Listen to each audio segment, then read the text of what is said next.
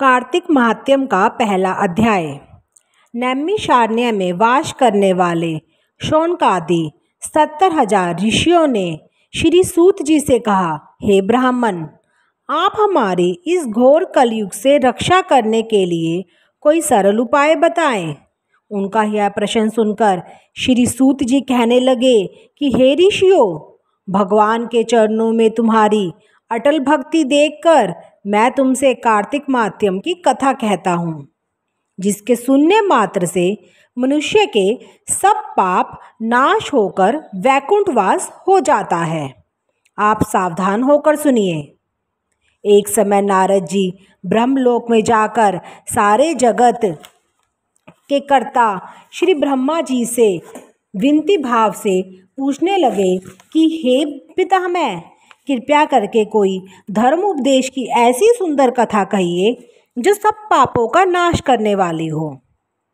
तब ब्रह्मा जी कहने लगे कि हे पुत्र, भगवान के चरणों में तुम्हारी ऐसी प्रीति देखकर मैं तुमसे कार्तिक मास का महात्म्य कहता हूँ, जिसके सुनने मात्र से मनुष्य के सब पाप नाश हो जाते हैं और वह वैकुंठ का अधिकारी हो जाता है। कार्तिक मास भगवान को अति प्रिय है। इसमें किया हुआ व्रत, दान, नियम तथा कीर्तन अनंत फल देने वाला होता है, क्योंकि इस मास में किए हुए भगवत कृत्य से बढ़कर कोई यज्ञ तथा तप नहीं है। अतः सारे संसार की भलाई के लिए तुमने अति सुंदर प्रश्न किया है। मैं इस कथा को तुमसे कहता हूँ, तुम सावधान होकर इसकी विधि सुनो। वर्ती मनुष्य प्रातःकाल ब्रह्म मुहूर्त लगभग 4 बजे उठकर शौचादि से निवृत्त होकर 12 अंगुल लंबी सुगंधित वृक्ष की दातुन करे। परंतु श्राद्ध के दिन, सूर्य तथा चंद्र ग्रहण के दिन, एकम, अमावस, नवमी, छठ, एकादशी तथा रविवार को दातुन न करे। जिस दिन दातुन न करनी हो उस दिन पानी से 12 कुल्ले करके मुंह को खूब अच्छी तरह से साफ कर लेवे।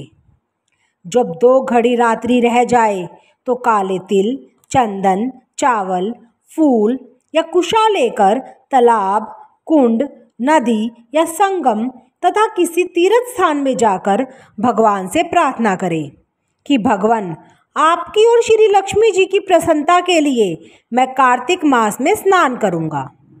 इस प्रकार संकल्प करके श्री गंगा जी, शिव, सूर्य और विष्णु भगवान का ध्यान करके नाभि पर्यंत जल में प्रवेश करके अच्छी तरह से स्नान करें।